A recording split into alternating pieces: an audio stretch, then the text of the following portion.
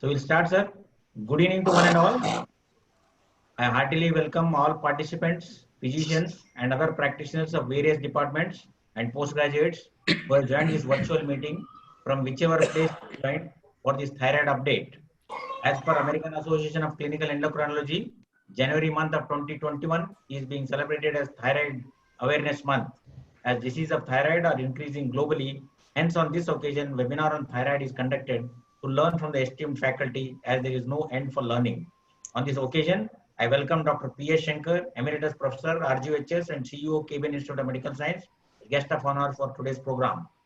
I heartily welcome Dr. Kamlesh Tiwari, ex-professor and HOD, Department of Medicine, SK Medical College, and past president and president-elect National API 2021, and scientific chairman Epicon 2020, and past president Hypertension Society of India from Muzaffarpur, Bihar, who readily accepted an invitation to be guest of honor. We had invited him earlier, but COVID-19 pandemic did not allow him to be here physically, but happened to make it join virtually in this COVID era. On this occasion, I salute the COVID warriors for their untiring dedication of service, rendering to the patients of COVID-19 and those who have sacrificed their lives also in this pandemic.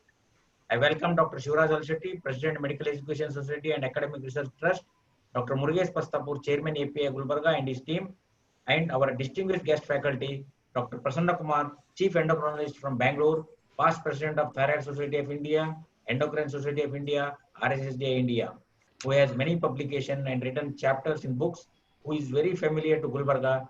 He visited and delivered Dr. Muralidhara oration in the past, a great teacher and academician who was heading the Department of Endocrinology in MS Ramaya Medical College in the past.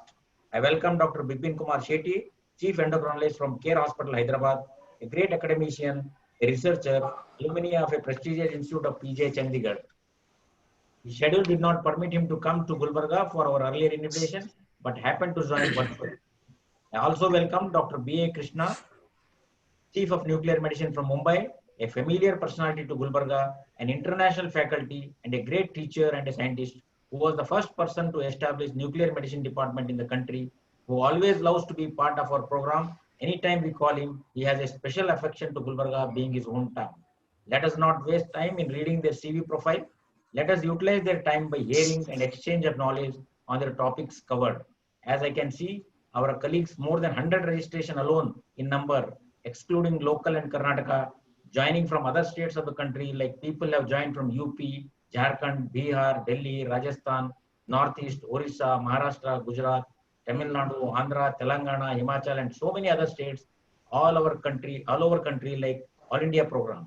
I have a lot of regards for those who have joined, including Muscat and Bahran, that speak how powerful the faculty is in their respective specialty, and delegates want to hear and learn. That is the advantage of online meetings. COVID-19 has taught us a new normal life. I once again thank all the faculty for accepting our invitation in spite of their busy schedule. I welcome one and all who have joined the program. Now we will have a virtual lighting of the lamp and a formal inauguration.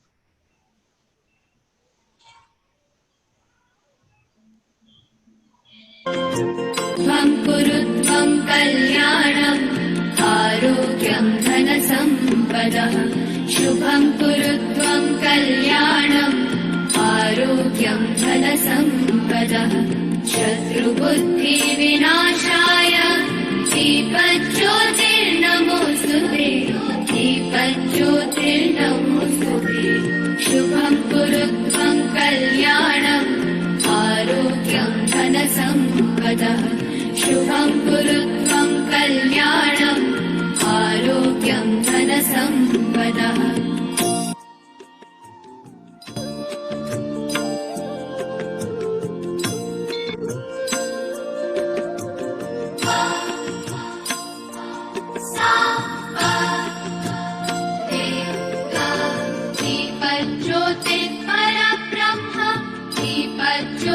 ज्योतिर्जनार्दनः दीपज्योतिर्परब्रह्म दीपज्योतिर्जनार्दनः दीपो हरतु मे पापम् सन्ध्यादीपनमोऽस्तु ते शुभं कुरु त्वं कल्याणम् आरोग्यं धनसम्पदः शुभं कुरु त्वं कल्याणम्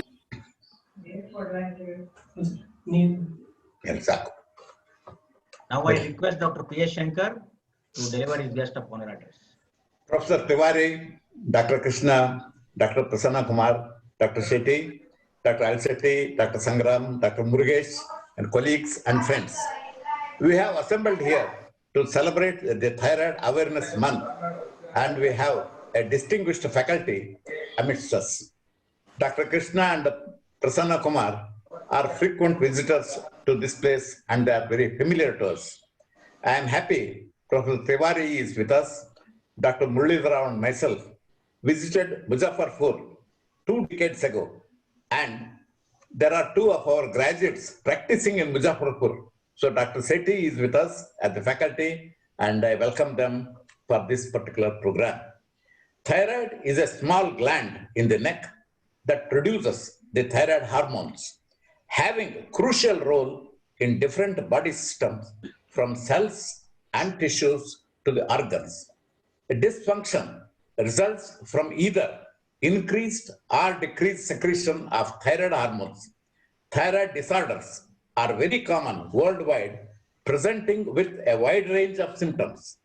They present with goiter, hypothyroidism or hyperthyroid state, thyroiditis, and thyroid cancer. They affect deleteriously on the health functioning of the vital organs, leading to a wide range of symptoms. It is possible to diagnose the condition with use of thyroid function tests and to treat by the implementation of proper treatment.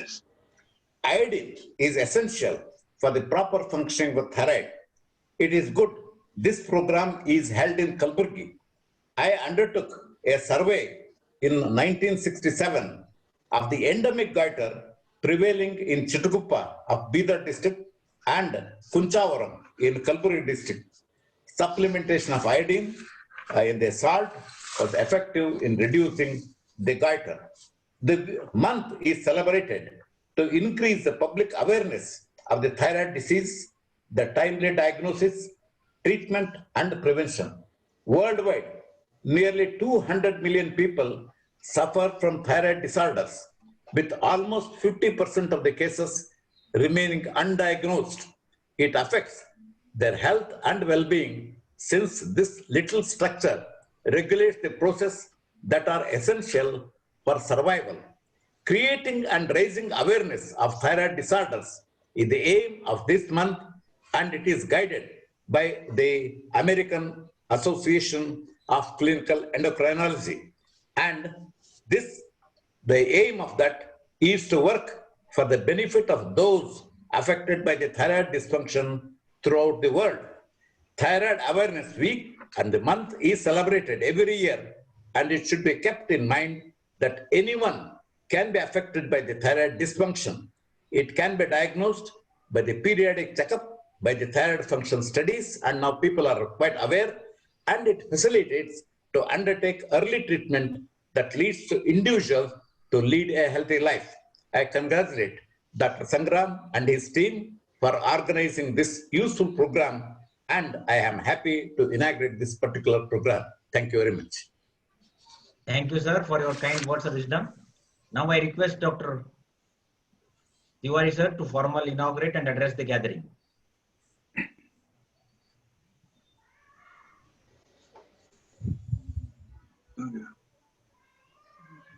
Again.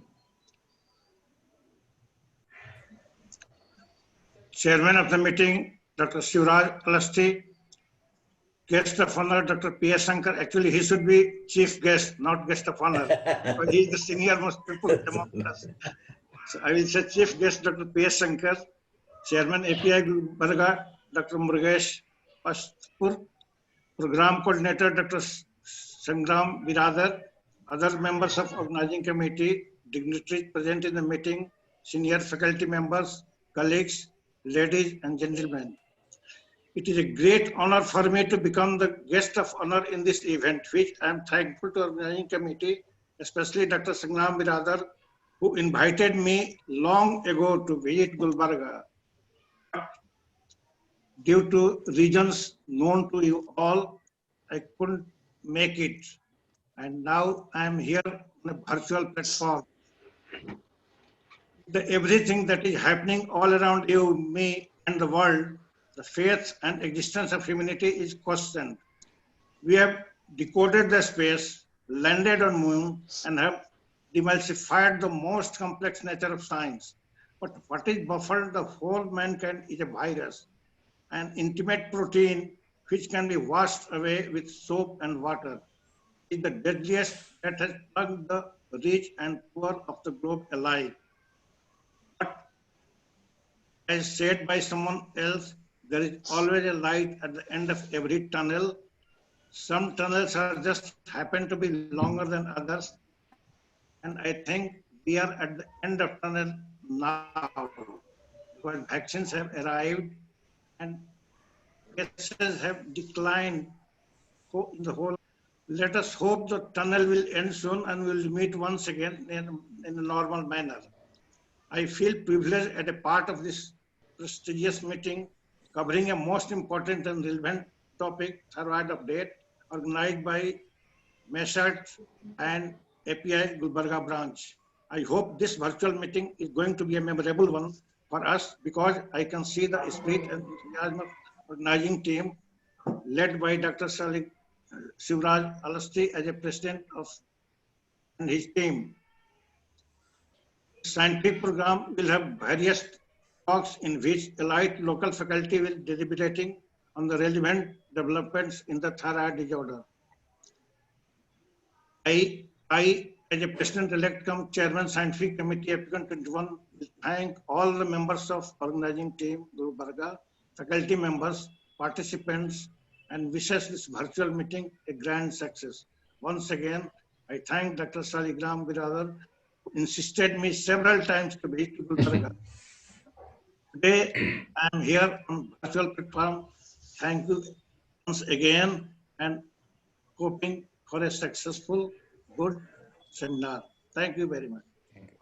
Thank you, sir. Thank you very much for your words of wisdom. Definitely, we will see you physically in Gulbarga in near future. Definitely. Now we move on to the scientific session. I request Dr. Bipin Shetty to deliver his talk on thyroid function test case-based discussion.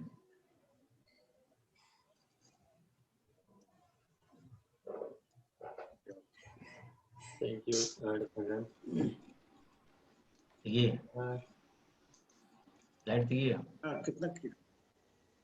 I hope the slides are visible. Yeah, yes, sir. Yes, sir. I shall put them in the yes. Thank you.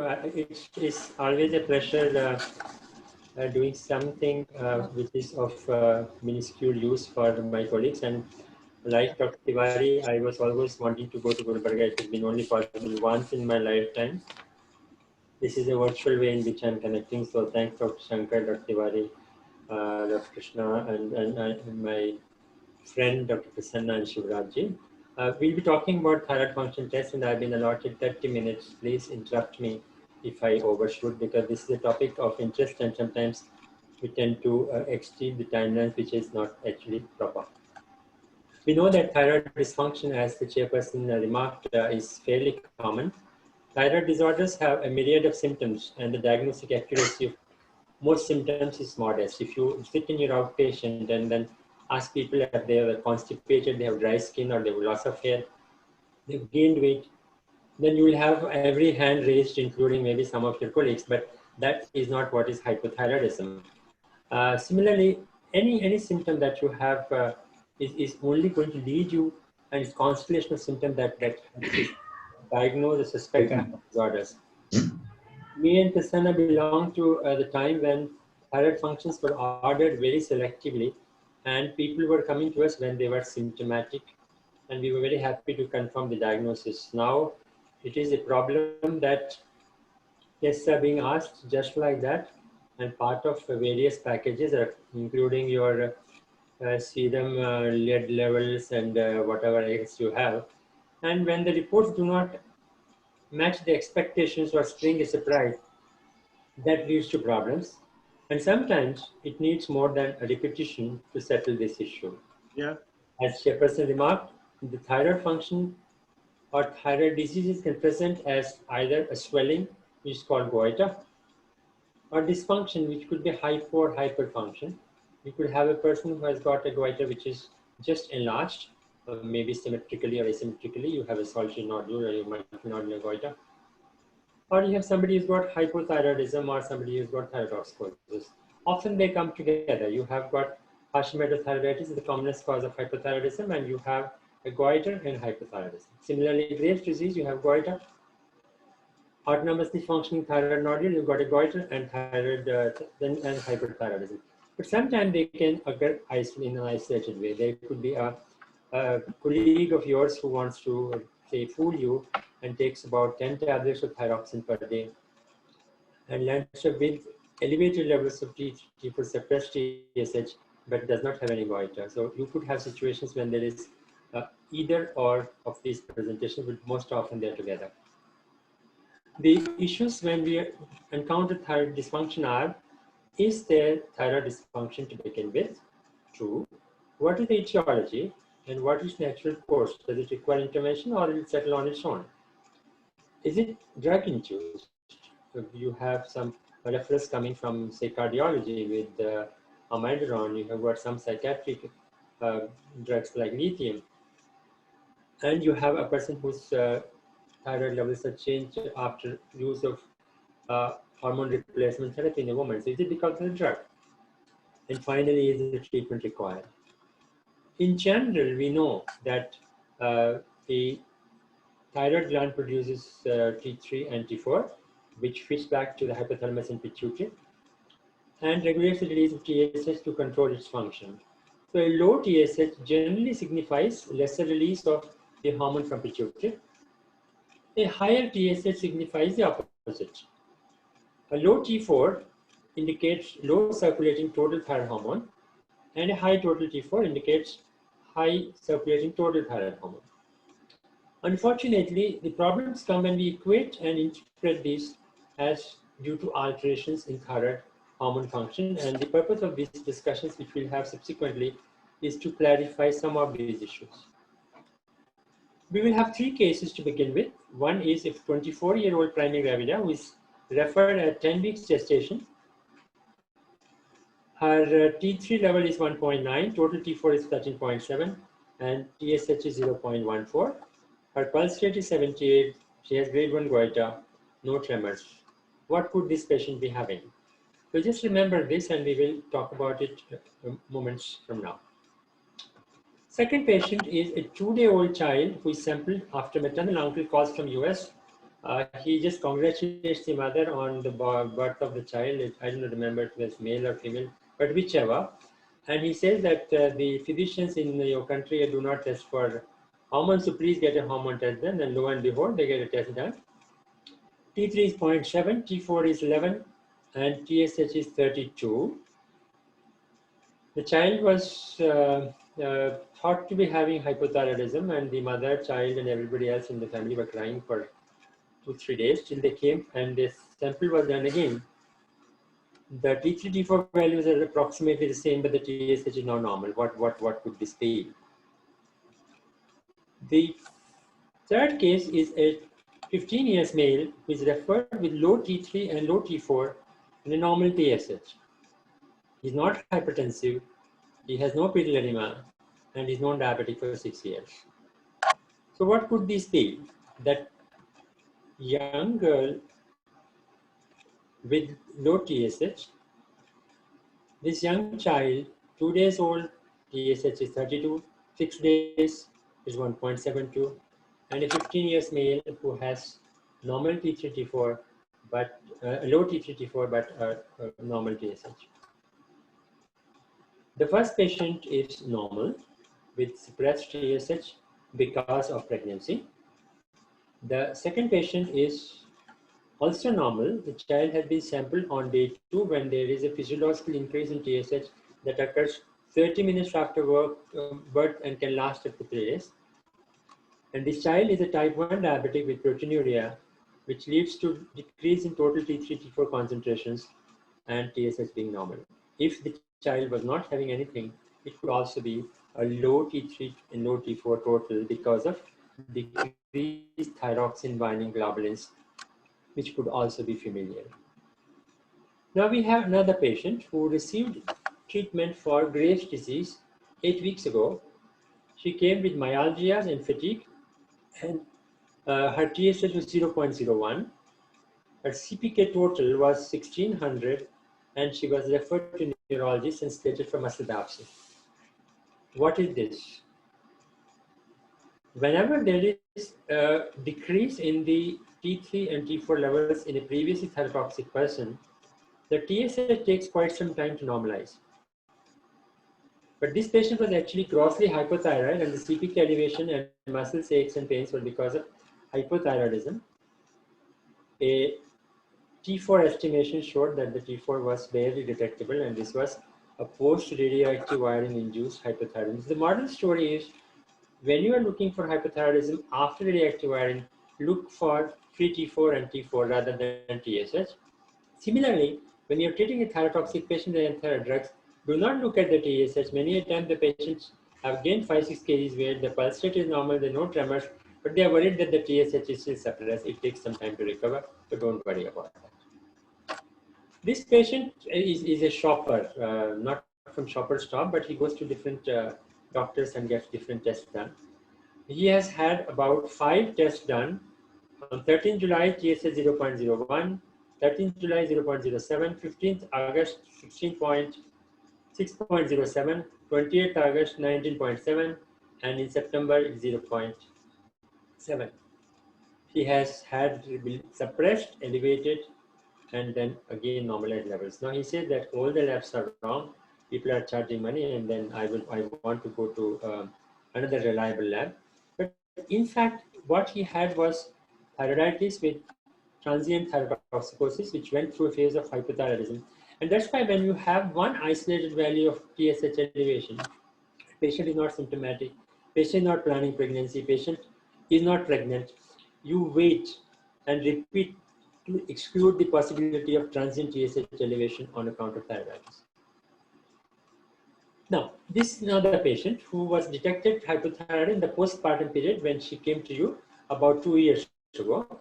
The TSH was very high, and she was treated, and TSH was normalized. You told her to take the medicines and come back to you because there is an increase in requirement during pregnancy. She comes in second pregnancy, and she comes to you with a TSH of 1. Before you tell her to increase the dosage, she tells you that, no, I have never been taking any medicines for the past 2 years. Baba Ramdev has cured me. Now, what is this? Before you also become a disciple of that slightly squinted eye old man, I might tell you that this is one condition. The postpartum thyroiditis is one condition where people can have the possibility of being euthyroid 50% of the time. So when we tell people to take medications, and if the diagnosis has been in the postpartum period, we do tell them that it's possible that you may normalize. And the ideal way of following them is when their TSH becomes normal, you try decreasing the dose and see whether they can be discontinued. Otherwise, the patients will continue to praise and Baba Ramdev for reasons that are not actually scientific or necessary. Then we have another issue of a colleague, which I distinctly remember and feel so sorry for every day when I remember this patient.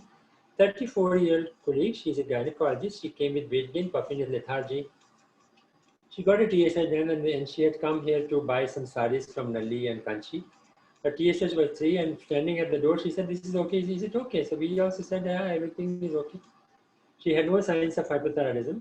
6 months later, she's clearly hypothyroid, and TSH is still 3.7. At this time, she's really worried. She has not come to buy the sari, she's come to meet you. And she also has menstrual dysfunction. So what do? We do her FSH, which is 0.72. We do her prolactin, which is low. And we challenge her with synactin, which is ACTH soluble. And her post-stimulation cortisol is 7. This patient has secondary hypothyroidism, which we missed. She has empty cellular syndrome on MRI, and her cortisol response to synactin says that she has got hypothyroidism and adrenal insufficiency. The menstrual dysfunction is due to hypogonadotrophic hypertension. Imagine this patient having a single episode of diarrhea. She would have died and you would have said that Papam, 34 years lady, I don't know why she died. She would have died because of our own negligence. Now, another patient who is 26 years female, non-hypothyroid, she is having normal TSH on thyroxine of 112 micrograms. She is worried about persistently high anti-TPO antibodies, which she religiously gets whenever she gets TSH done. And she asks you that why can't you eliminate this cause for my thyroid illness? And she wants to try steroids, plasmapheresis, and whatever you want to put an end to this. What are your concerns? In fact, TPO antibodies need not be repeated. It's a waste of the money after the person is diagnosed to have with hypothyroidism. If somebody is having subclinical hypothyroidism, there's every point to get it done to find out whether somebody has got autoimmune etiology as a cause of hypothyroidism. But if a person is proved to be hypothyroid, there's no point doing anti-TPO antibodies. However, what's important is there is a slightly increased incidence of abortions in these women for which nothing can be done. This might be on account of the woman having a generalized state of autoimmunity, which might decrease her chances of conception. This could also be on account of antibodies to the HCG receptors, which are necessary for producing progesterone at corpus luteum. Direct cytotoxic action has been shown in experimental animals. However, these people may also become hypothyroid, and that might, in people who are not being treated, be cause of the issue. So if somebody comes to you with antibodies and asking advice for fertility, you can tell them to go ahead with the pregnancy, follow TSH levels. They have a slightly increased chance of abortion. Nothing can change it. We have to just accept it. Now, this person is admitted in ICU for pneumonia. This is not the COVID pneumonia. This is in the days gone by, when you could see the patients with pneumonia and also visit them. This patient's T4 is 3.4, TSH is 0.09, and T3 is 0.39. The referral is for secondary hypothyroidism because the person is having hypotension. What test would tell us that this is not the case? 59-year-old female, if you do cortisol in this patient, and there's good cortisol response, which was there, 37 was the cortisol, FSH was 57, that means she is postmenopausal. So if the pituitary is producing cortisol, pituitary is producing FSH, it is not secondary hypothyroidism. This is what is called, now it's called the non-thyroidal sickness illness syndrome, or previously known as sick thyroid syndrome.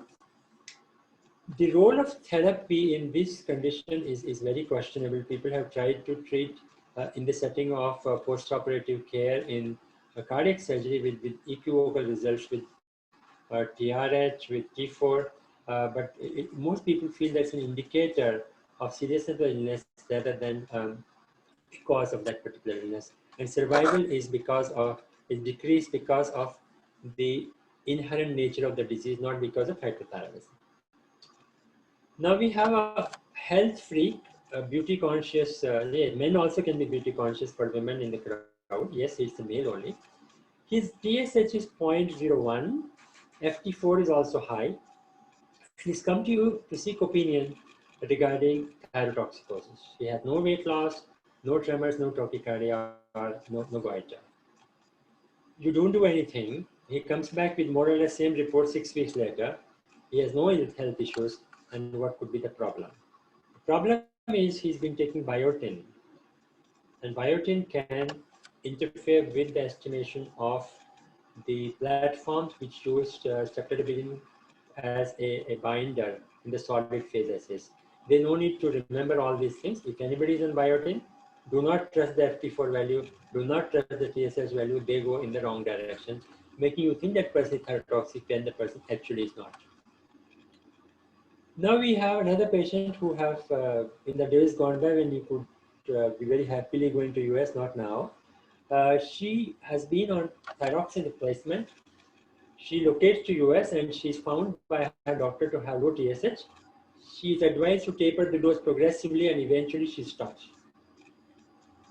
In the lockdown, she comes here just before the lockdown and she visits for concerns of weight gain and slowness. TSH is still low, but we started her back on 112 micrograms. Any guesses why? she had secondary hypothyroidism. And the hypothyroidism was because of deficient TSH. So one cannot monitor TSH in secondary hypothyroidism.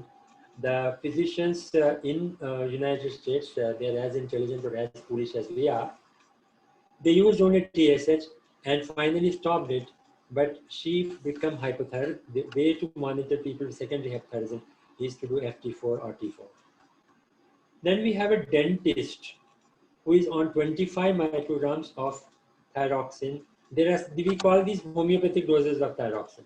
Some people are on 12 and a half also. Some people take half a tablet of 12 and a half. Some people take 12 and a half on the Santoshi Mande and also on the Shiva's Day. So these people probably don't even require that medication yet. She has weight loss and TSH of 0.01. Could this be because of the drug? Not at all. This patient was clearly thyrotoxic, and we had done a TSH receptor antibody which was strongly positive. So this dentist has, from what might be subclinical hypothyroidism, because of change in the antibodies, become thyrotoxic now and requires antithyroid drugs. Now this is a colleague of ours who starts gymming for reduction of insulin resistance because the mother is diabetic, has more than expected weight loss. He's 7 kg weight loss in 1 month. And then he starts having the troubles in operating people. His hands are shaking, and he has a grade 1 non-tender goiter. He is normoglycemic. He is diagnosed thyrotoxic, and he wants to start antithyroid drugs. We tell him to wait and get what was in the earlier days called radioactive iodine uptake. This is a story 17 years ago, and now he's 63 years old, which showed low uptake being normal, being at about 3%. So what would you do if he had tender thyroid? You would not work up at all unless there was some other reason. Sometimes we have burnt hands in that, but if the gland is tender, somebody has fever, no need to do workup. And this is how his scan looked. Did not have any uptake at all as against what happens in a gland which is having hyperthyroidism. We will not go into the hair splitting here. Hyperthyroidism is a condition when the gland is the source of thyroid hormones by active synthesis and secretion. Anything else is thyrotoxicosis without hyperthyroidism. So what have we learned now? If you have got TSH which is not coming down even with treatment, and you thought is primary hyperthyroidism, you could have a wrong diagnosis, or the patient might take wrong tablets.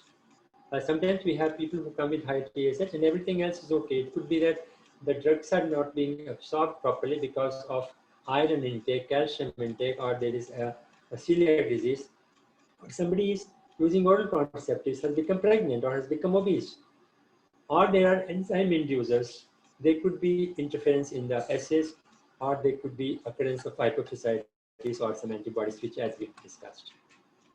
So in conclusion, of the various tests that we have listed as thyroid function tests, I remind only you of liver function tests. There are many tests for liver function, but few of them are done, like bilirubin, INR, SGOT, SGPT, GGT, alkaline phosphatase. I will not tell more to expose my ignorance, but some of them tell us about parenchymal disease. Similarly, in thyroid function tests, we do ask for few of the tests, but most of them do not actually measure thyroid function.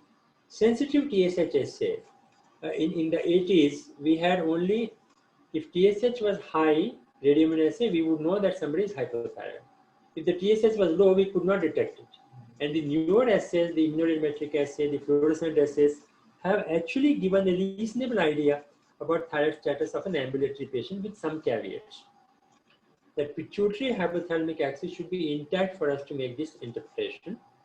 In conditions where TSH is not a useful guide, like patients who have been acutely ill, patients who have had treatment for thyrotoxicosis, like Graves' disease with medications or radioactive iron, we can reliably fill this by measuring thyroid hormones.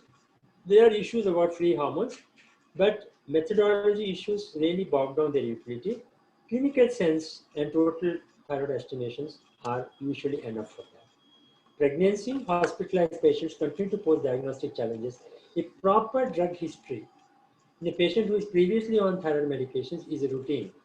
Many a times we find a patient whose TSH is low and we are scratching our heads for antibodies, switch over dosage, and when she's going out, she just shows you one bottle saying that, sir, everything is okay, but shall I continue this medicine?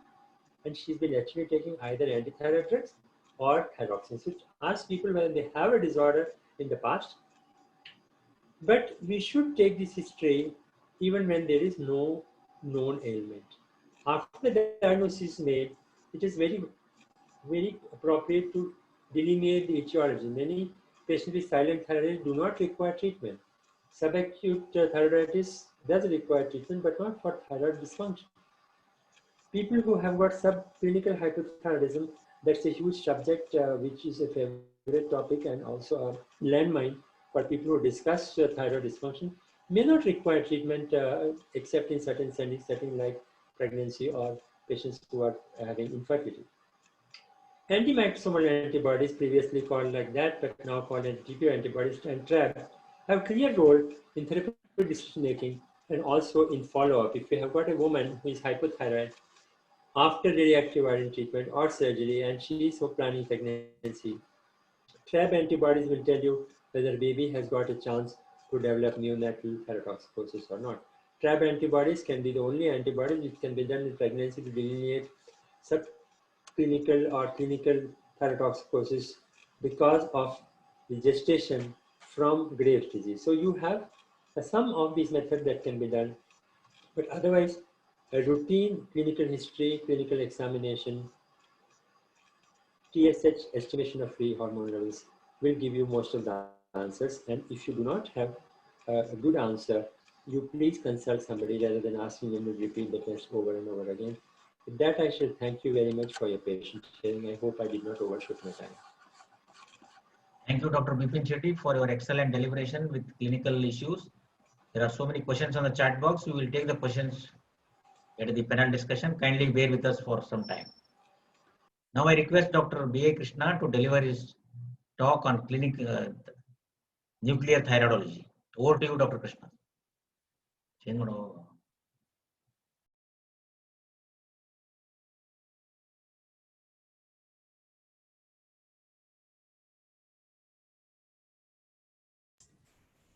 Thank you very much.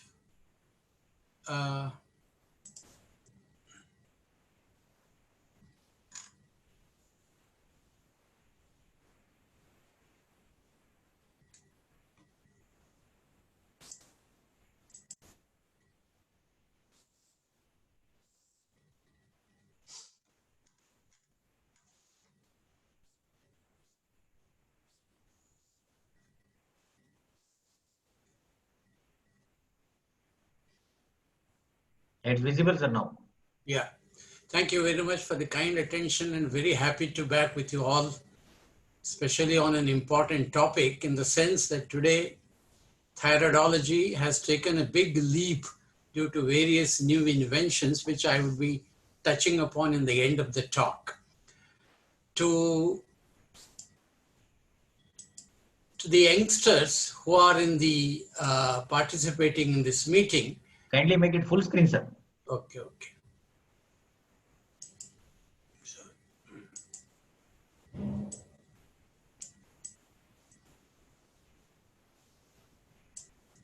I'm not getting the option. Full screen.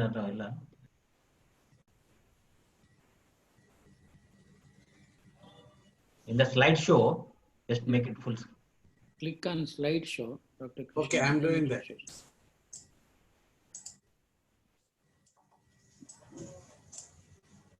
At the top. Okay. Yeah, now it's. So for the youngsters and those who have not heard much about the nuclear thyroidology, I just thought I will bring upon a little few slides of the past, the evolution of nuclear thyroidology. 1938 was the birth of radioiodine by Professor Seaborg, who received a Nobel Prize in 1951 for the invention of radioiodine at Berkeley University.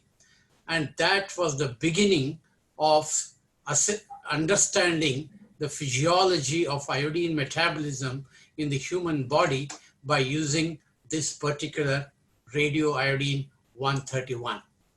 Once that isotope was given to the clinical medicine, it was to the credit of Professor Saul Hertz, who administered the first radioiodine therapeutic dose to a patient called Elizabeth D, who was thyrotoxic.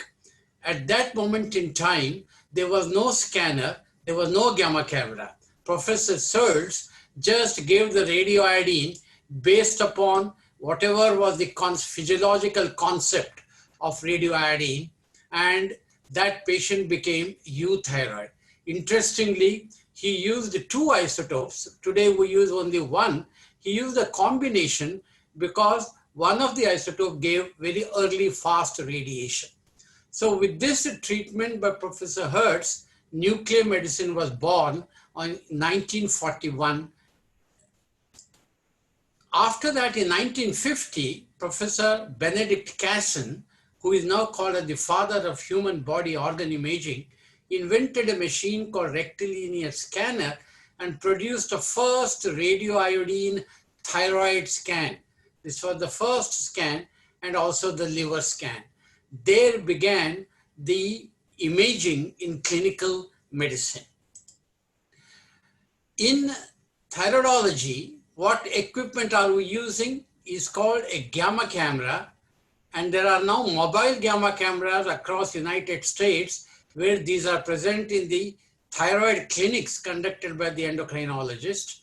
And there is a thyroid probe which I used to use in the early 80s when I was in the Tata hospital, and at that time there was no hormone assessment, no T3, no T4, TSH.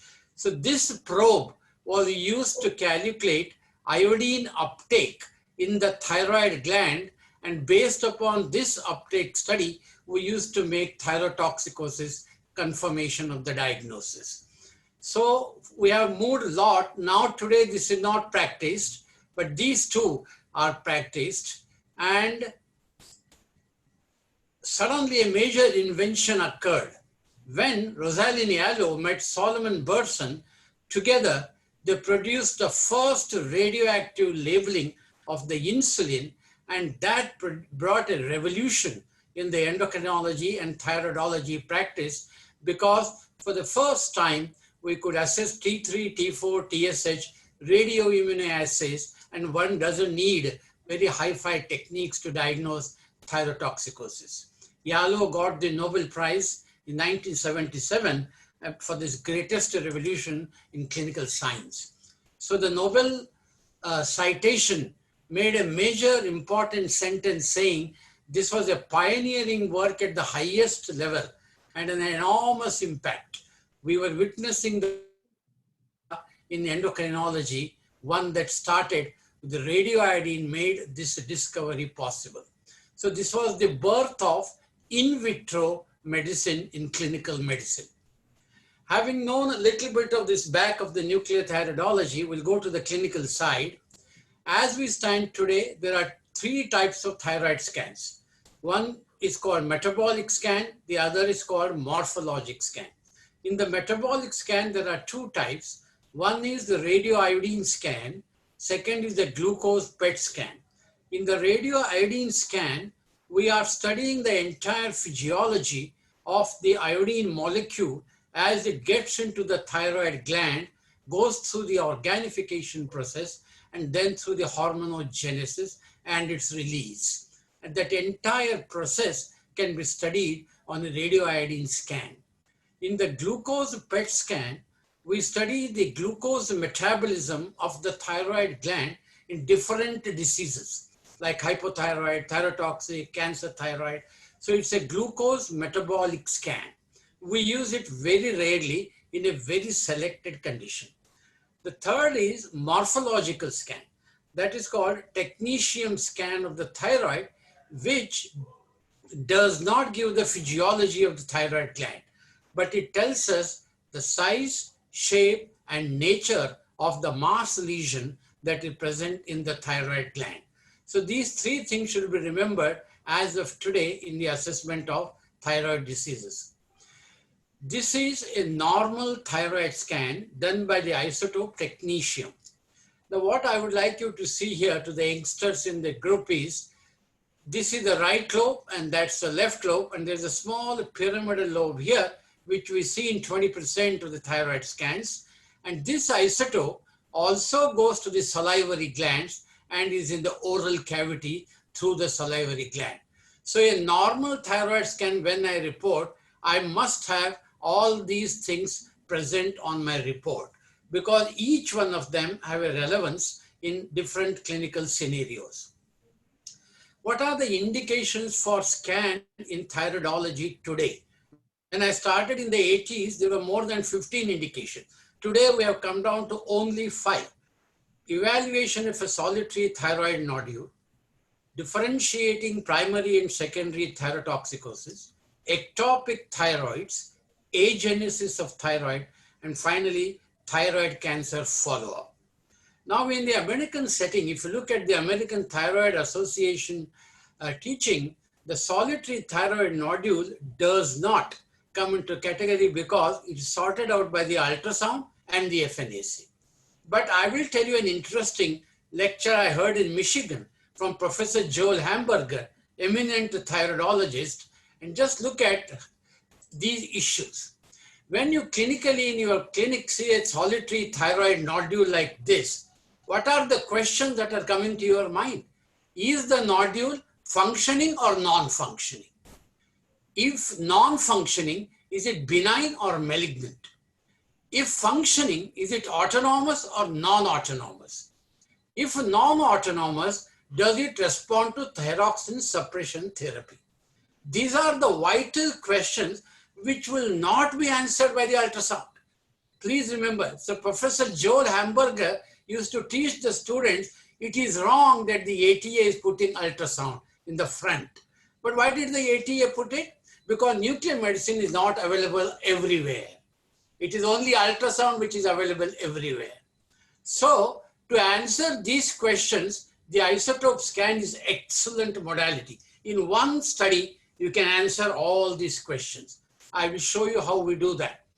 This is that solitary nodule, and what are the scan patterns? If the nodule does not show uptake of the isotope, we call it as a cold nodule or non-functioning nodule.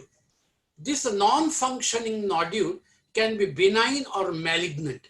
This cannot be answered by any imaging modality today. It has to be an FNAC.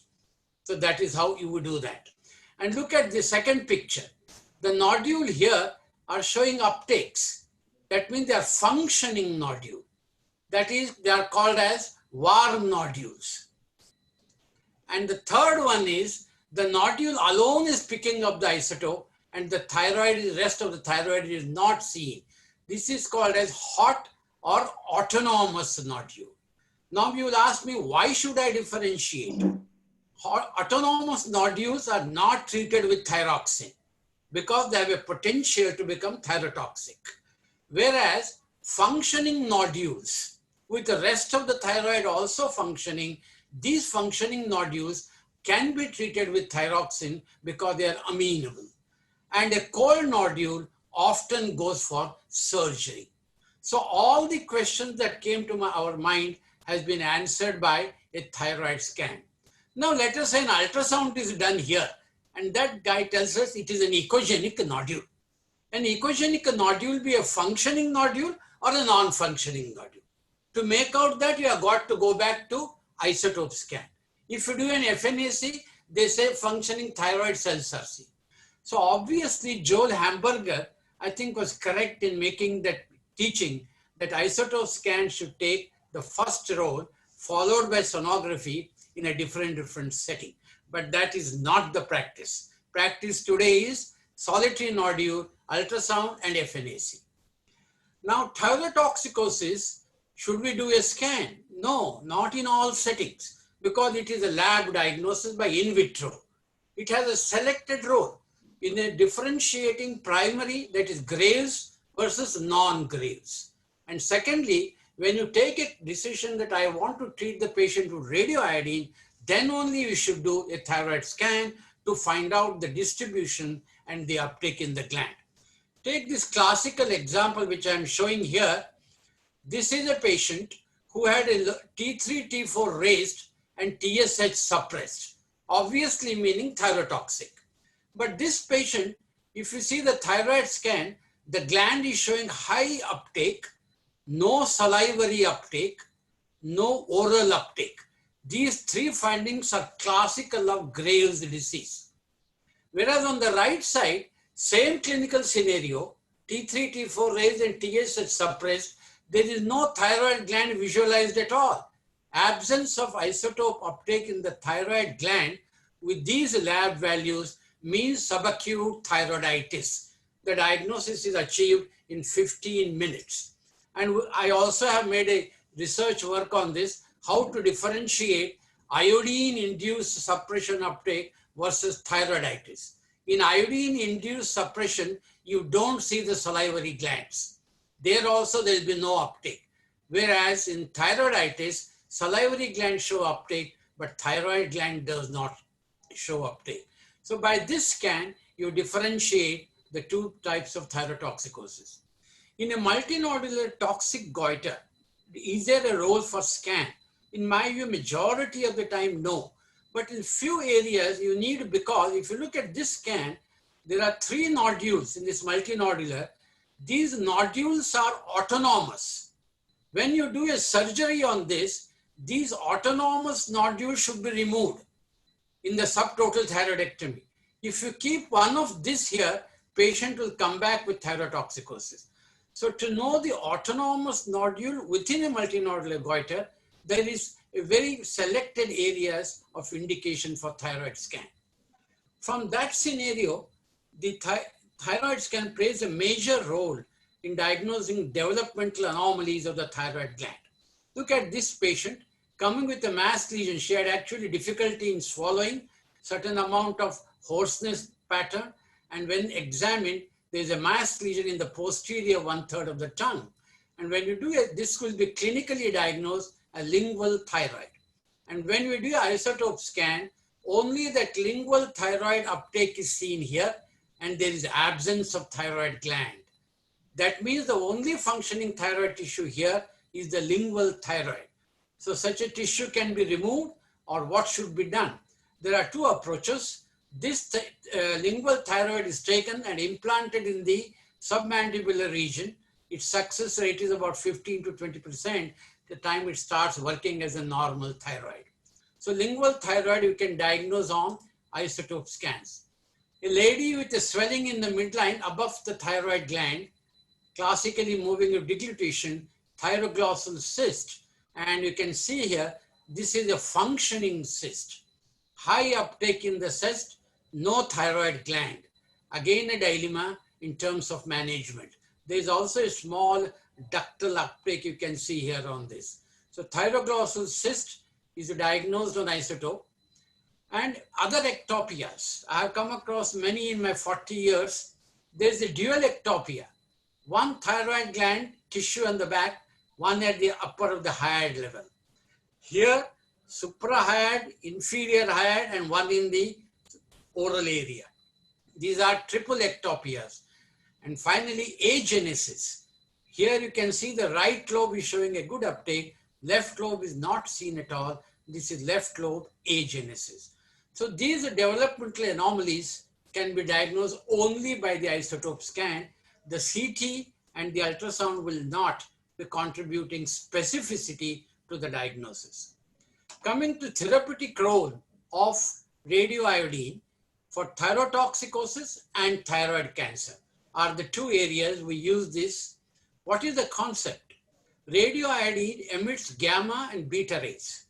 The beta rays have therapeutic effect and are used in treatment of thyrotoxicosis and thyroid cancer. Thyroid follicle traps radioiodine, and during its stay in the follicle, the radioiodine delivers radiation dose resulting in either total or partial ablation of the cancer cells. So how do we give this radioiodine to the patient? Today, Bhabha Atomic Research Center provides the radioiodine in the form of a capsules. These are called as radioactive pill. We get the patient in our department, and the patient takes the pill and swallow like any other pill, and then it settles down in the thyroid gland. What is interesting, when it was opened in 1941 by Professor Schultz, the American press reacted so much that they made a statement that the local, the researchers discovered cure for goiter through atomic bomb byproduct. So that was the word which was used in those days. And the foe of cancer is now used for goiter. So many reactions came in American press. So in radioiodine treatment for thyrotoxicosis, what is the scenario? I would consider it as the ideal first line of treatment in all patients above 35 to 40 years. Failure of medical management, well-managed medical management, poor drug compliance, recurrence after surgery, surgery contraindicated due to cardiac or other cause. These form the core of radioiodine treatment indications for thyrotoxicosis. Patients attain euthyroid status in 6 weeks to 3 months. Due to radiation destruction of the thyroid follicle, permanent hypothyroidism occurs in majority of the patients, needing thyroxine replacement lifelong. 15 to 20% of the patients need second or third dose because there is some amount of resistance of the thyroid follicle to radioiodine in about 15%. So by the third dose, they become hypothyroid. Today, after 50 years of usage of radioiodine in thyrotoxicosis, in the literature, there is no increase in the incidence of cancer due to radiation. This was our main fear, why we used to withhold even in the younger patient, but today that has been put to rest. Finally, coming to thyroid cancer, incidence is about 1.3% of all cancers. Prevalence is 0.4% at autopsy. Well-differentiated cancer forms 75%. They are called papillary, follicular, mixed, and HER2 cell cancers. Poorly differentiated cancers form 20%, anaplastic cancer, and medullary thyroid cancer is 5%. The radioiodine role in thyroid cancer starts only after the total thyroidectomy is done. If total thyroidectomy is not done, radioiodine cannot be given because all the radioiodine will go to the thyroid gland itself. Please remember this sentence. A good total thyroidectomy is mandatory. What are the types of the radioiodine therapy is also now called as metabolic radiation therapy. Very new word coined last year by the American group. There are two types of iodine therapy in cancer. Remnant ablation, that is residual tissue ablation after surgery, or treatment of metastatic disease. Thyroid cancer, papillary and follicular thyroid cancers and their metastatic lesions retain the physiological property of trapping radioiodine, and thus they can be detected on radioiodine scan after total thyroidectomy. The beta rays of iodine-31 are used to treat metastatic lesions. This is referred to as radioiodine ablative therapy. And this is the first disease-specific therapy in the entire oncology. Even today, such a specific disease-specific therapy is not yet come. Post-surgery evaluation to determine how much is there some tissue left in the neck by the surgeon. Secondly, to detect distant metastasis, which are 45% in lungs, 29% in bone, 10% in both, 16 in the other locations. So normally we do after surgery a scan called whole body radioiodine scan. This needs some diligent preparation because most of the thing that we take today, diet, salt, everything contains iodine. And if you take iodine in another form in the diet, the radioiodine will not go to the metastatic site. So the patient has to avoid medications with iodine. A low iodine diet is one of the things which we give before performing this whole body scan. What are the mandatory requirements before doing scan? Total thyroidectomy mandatory, confirmed histology of differentiated thyroid cancer. TSH level should be around 30 to 40 micro units when you are trying to perform the scan. The high TSH pushes the radioiodine in the cancer cell. Patient should be off thyroxine or iodine drugs for 4 weeks. Pregnancy has to be ruled out. This is a whole body radioiodine scan, what you see here, and that's the neck tissue. You can see the surgeon had left lot of neck tissues here, and there is a mediastinal nodes, and this is the iodine coming out from the stomach into the bowel. So the biological distribution of radioiodine, apart from thyroid and salivary gland, is also stomach. So this is a patient who has still disease in the neck with metastasis. Radioiodine is given orally, and this is the isolation room. All these patients are isolated in a atomic energy certified room where nobody can enter except myself and the nursing staff. And these patients stay there 2 to 4 days because the radioiodine, which is not taken up by the metastatic or thyroid tissue, comes out in the urine, and that is highly radioactive. And if patients come out, they can irradiate all the normal people. So in the isolation room, there's a special room where the toilet facility is such that the urine goes through a different pattern of storage system. The treatment is repeated once in 9 months to 1 year. Overall 20-year survival is 75%. Lymph node and lung mets show good response, while bone mets show very lower response.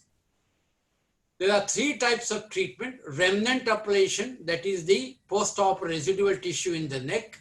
There is an adjuvant treatment which we give in the post-op setting, where we assume there's a microscopic disease left by the surgeon. And thirdly, treatment of known metastatic disease. Professor Schultz treated the first thyroid cancer patient, Bernard Bernstein. This is how he was.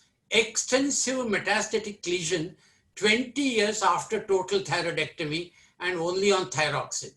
And when he had an extensive metastasis, he gave him 4 radioiodine therapy in 6 years.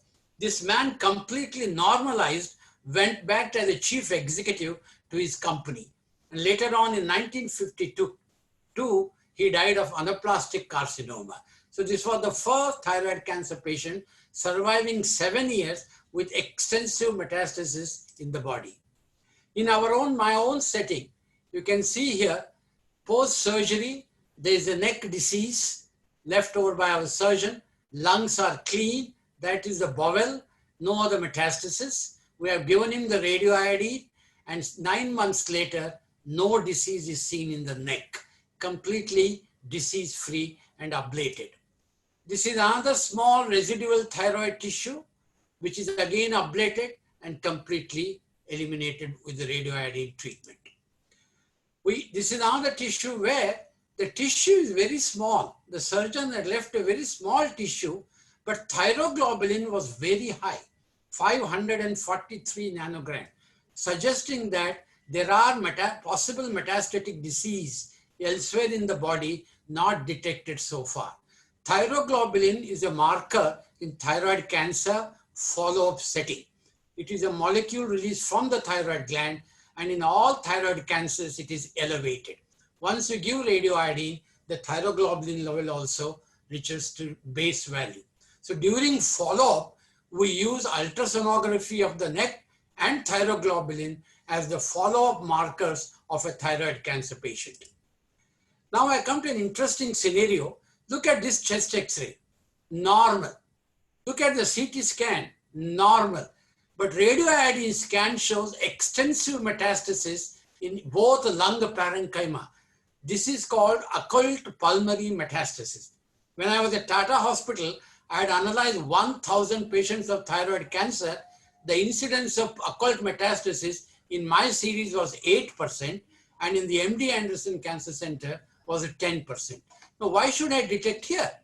When you detect at such an early stage and give radioiodine therapy, radioiodine has gone and accumulated in the metastatic area, and after follow-up, 9 months later, look, almost the entire disease has disappeared. Pulmonary metastases have completely disappeared. So when you pick up a metastasis, when there is no structural lesion yet, it is the earliest metastatic stage, the radioiodine ablation rate is 70%. But when you get nodules like this, which you see here, they do not disappear with radioiodine treatment unless you give 2 or 3 treatment. This patient, these 2 nodules are still persisting, whereas the rest of the disease has gone. And after the second therapy, these nodules also completely disappear. So radioiodine plays a major role in ablation and overall survival of a thyroid cancer patient. In the papers at that time in US, it was published as atomic cocktail for thyroid cancer. And this was the first guy who took that cocktail. So just to end up my talk, where are we moving in nuclear thyroidology? There's a new thing which will be coming shortly, both in India. It is already there in Europe, Netherlands, and US. Iodine PET scan. That was a gamma scan. This is a iodine 124 is a PET isotope, and this is going to be used in thyroid cancer. It is being called as ThyroPET. And most important part of this scan is we can do excellent radiation dosimetry. I can study the biology of the tumor for several days, for 4 days on the scan. We can maximize the therapeutic effects by reducing collateral effects.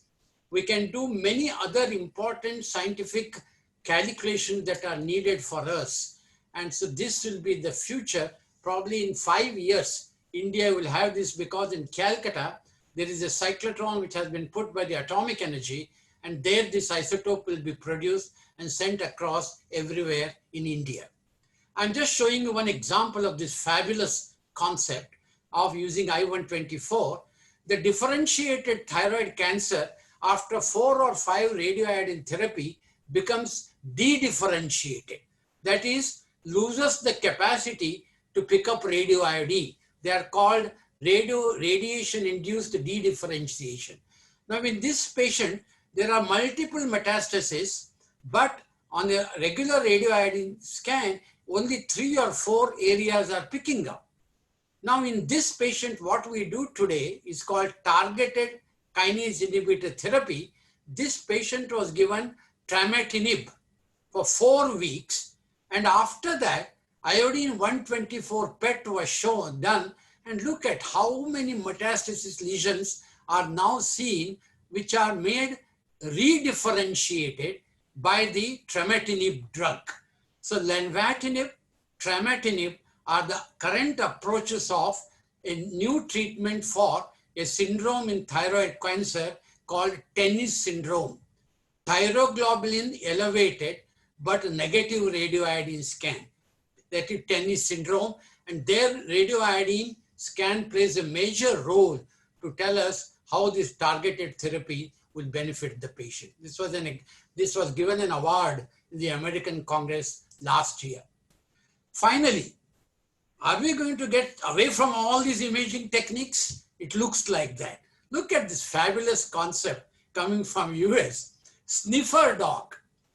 Frankie has been trained by the professor of endocrinology for sniffing cancer cells. So this dog was given the urine and tissue samples of thyroid cancer in a bottle and made to sniff over almost 7 to 10 days. And after that, this dog was used in 34 patients. Frankie diagnosed the thyroid cancer by just sniffing at the urine, producing a specificity of almost 90% and sensitivity of 87.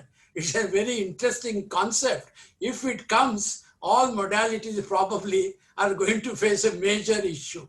So dog is the winner, and this is now extrapolated to breast cancer in the Canadian Cancer Center, because the cancer cell emit acidic fumes, and the dog has a fabulous property of sniffing the smell, and they pick up the cancer cell. I'm just showing this as one of the interesting concepts. Thank you very much on that note. It was wonderful being with you all. Thank you, Dr. Krishna, for your excellent, thought-provoking high quality standard of deliberation. Thank you. There are a lot many questions in the chat boxes. Now I request Dr. Prasanna Kumar to take over the podium for conducting the panel discussion. Over to Good Dr. evening. Prasanna Kumar, sir. Good evening, everybody. Welcome for this panel discussion. And thank you, Dr. Sangram Biradar, for inviting me to be a panelist. Now we have got great speakers here. It is impossible for anybody to cover whole of thyroid, the clinical aspects in 30 minutes, and Dr. Bipin says it took only 25 minutes. And again, to cover everything about the thyroid nuclear medicine in 30 minutes is not an easy task at all. Only Professor Krishna can do it, starting from thyrotoxicosis, thyroiditis to cancer, the future advances, including the super dog of Elizabeth Pierce. Elizabeth Pierce was here 2 years back. She was the president of AT. I invited her. She has a fantastic publication. And today, you raised about the iodine, and our own colleague, Dr. C.S. Pandav, has been given Padma Shri. He has worked nearly 40 years in the iodine as such and epidemiology. He was Southeast Asia chairman. He was with us in All India Institute 85-87, preventive medicine, and he is also in the WHO Somnism. I also would like to thank our senior professor Shankar as well as Kamlesh and also Shivraj Alashetty. And welcome for this. First, I would like to ask the questions because in a panel discussion, it's not a pre-planned drama like what Sam G. Moses used to say. First, we should answer the questions given by the audience because this program is for the delegates. So whatever their question will answer, then there were two hands which have been raised. I don't know intentionally or unintentionally. Sometimes somebody raises like that. If you are really intentional, yes, please unmute yourself and ask. At the end, I have more questions to my colleague Bipin Sethi as well as Professor Krishna. Let me come to the first questions, and there are 6 to 7 questions. Let me start with these questions, and then some of them are aimed at Dr. Bipin Sethi, some of them for Professor Krishna. Now, the first question, a lot of people ask this question. It is not surprising at all because a lot of them ask a question, especially physicians and all. What is the maximum dose of thyroxine that you can use? This is to Dr. Bipin Sethi. Well, it depends on two things. If you are trying to give the thyroxine for replacement and giving a physiological dose, the dose seldom exceeds 1.6 microgram per kg, at the most 1.8 microgram per kg. If you are wanting to suppress TSH in a malignancy which is a high-risk malignancy or which is not having a complete biochemical response, and you want to keep the TSH below 0.01, you would require a higher dose. But the question is, if a 60 kg person is taking 3 tablets of 100 micrograms and still the TSH is high, there is something wrong in the whole story. Either the tablets are not being taken or they are not being absorbed. So it gives you a clue that the patient is probably not taking the tablets to the extent the person should be. It's not like insulin that you can give 100 units and then still not be controlled. If somebody not controlled, 60 kg man not controlled with 125 micrograms in the routine primary hypothyroidism man or woman, there is something wrong in the intake of the medications, or that I think is the way to answer the question. Also, sometimes people ask this question, shall I stop the medication before doing the test? The answer there is, what is the reason you are getting the test done for? If you are wanting to see the adequacy of the replacement dose, you must do the test while taking the medication. If you want to know whether this is necessary or not, somebody who was obese, who was having hair loss, was put on thyroxine. Now after 10 years, he thinks, shall I take this medicine or not? The reason for that was not clear. So you can say, okay, we can decrease and then test. So it depends on why you want to test the need of treatment. Please discontinue and then check. Very well said, Bipin. But what Dr. Bipin said, 1.7 to 1.8 is a generalized statement. Don't run away with the impression everybody with 60 kg needs 100. There are people who are 100 kg, well controlled, with even 50 microgram. There is no need to increase. There are people who are 50 kg, they need 125 also. And the compliance is always checked. First thing is, are you taking the medicines or not? Have you missed the dose one day? Yes, sir, 2-3 days. Are you 2-3 days? No, sir, maybe 1 or 2 weeks. Is it 1 or 2 weeks? I think 2 months. So he starts like this, go back. As he check the compliance, Dr. Bipin, in spite of that, let us say compliance is 100%, he will watch for it, and still the TSH is high. When do you call clinically thyroid hormone resistance? How do you make out clinically, and how do you treat that? Okay. I think there are two questions in this. Thyroid hormone resistance of the type N kind, that is a syndrome, is not what I'm discussing. What you asked me is that somebody is resistant to the dosage of medications. There have been some studies done, I think, by somebody from Kerala, when you admit these patients and give them the so-called replacement dosage, most of these people become normal. But one must exclude malabsorption. There are some people who say that, okay, offhand you can stop gluten or test for TTG antibodies. If TTG antibodies are positive, the medicine may not be absorbed. Of course, as he said, we should exclude the possibility of having taken espresso coffee soon after the medication, taking the meal soon after the medication, taking the tablet after the meal. All those things, interfering drugs, we have to exclude. There is nothing like resistant to antithyroid drugs. There might be, because the goiter is very large. It is not getting that kind of medication that we give. But resistance to thyroid hormone is generally felt to be because of improper intake. Whenever these people have been admitted in the days gone by, when we had the luxury of admitting these patients general ward, and patients see you before, and they have 3 or 4 resident batches also changed. If they stay in the hospital, you give them every day with your own hand, you will find that TSH will come down. We tell clinically to tell people to take tablets after chewing. I know that there has been some objection to this by the manufacturers, but in our practice, we have found that if a patient is asked to smash the tablet within the mouth and drink water thereafter, the chances of TSH normalization are there, and this has been published in clinical endocrinology also. The idea there is that instead of stomach requiring to churn the tablet into pieces, you have made into 1,000 pieces already, and the absorption is better. But some people disagree. Thyroid hormone resistance, that means resistance to extraneously administered eltroxin or thyronome or whatever you call it, is not described. There is a theoretical possibility that absorption of this molecule may not be occurring because of absence of transporters in the gut. But that is more of a theoretical possibility rather than a practical one. If you find one, you can please report it, it will be published. Then should thyroxine be stopped day before test? As Dr. Bipin said, it is just like stopping the anti-blood pressure medicine, stopping diabetic medicine, and then see how it goes. It does not make sense at all.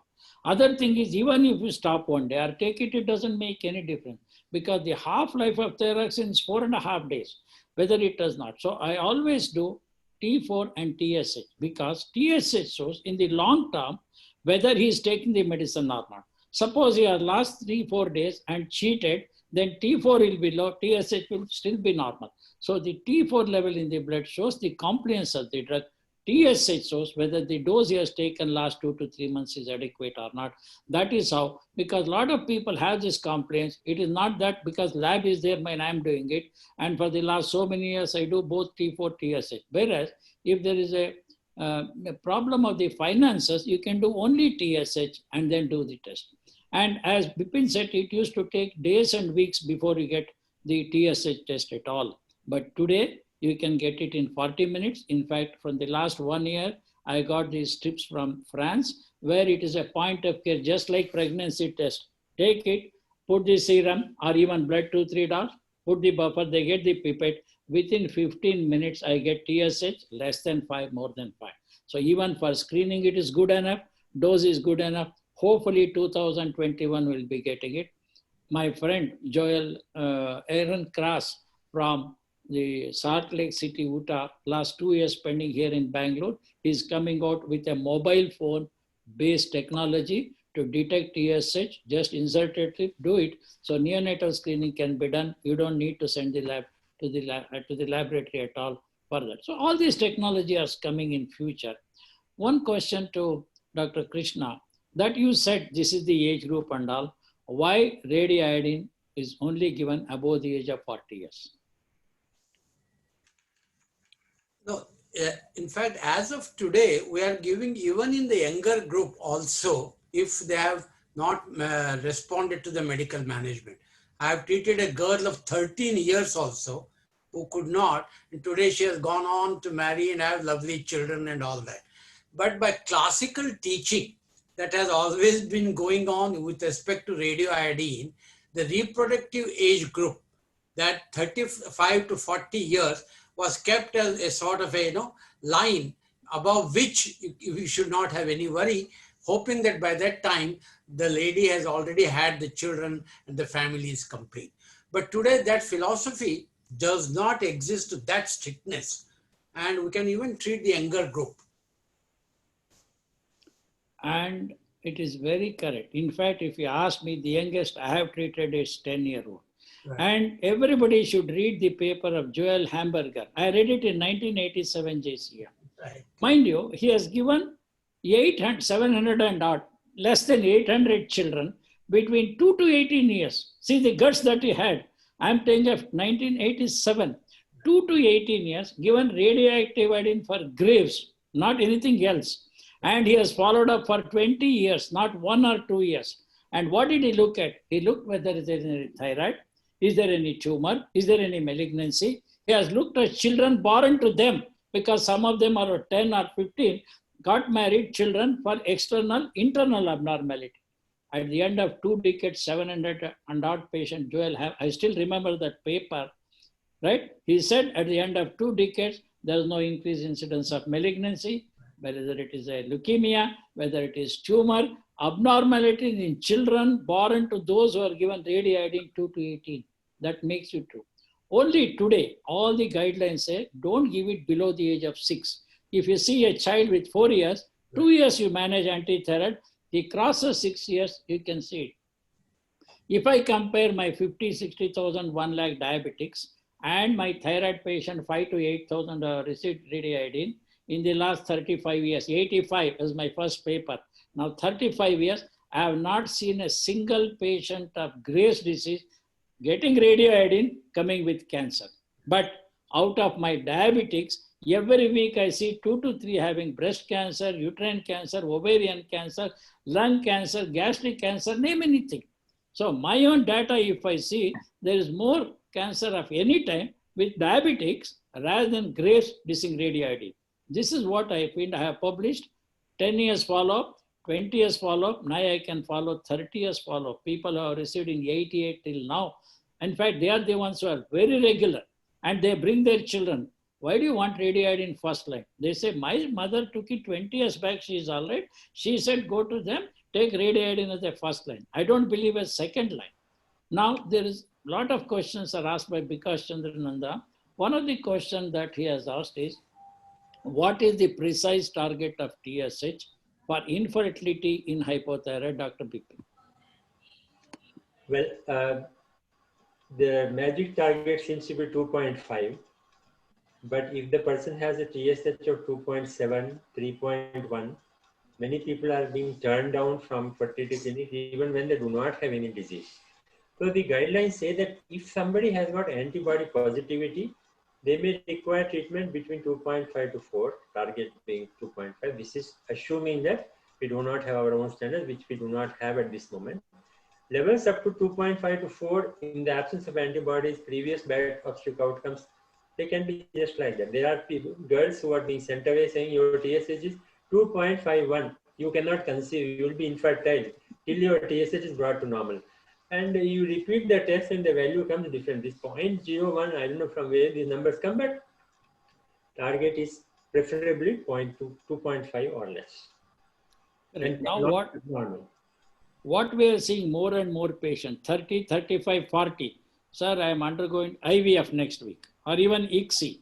So, and they come back and then say, my doctor is not happy with this TSH. So it should be less than 2 point. I mean, as you said, a lot of them are more bookish or anything.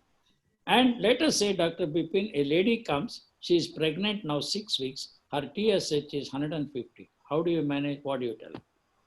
Well, we manage these people by treating their hypothyroidism. We never ask them to terminate the pregnancy because the risk of having neural abnormalities and the differences in IQs from treated and untreated people from very old cohorts of head off is only a IQ level of 5 to 7 between untreated and treated people.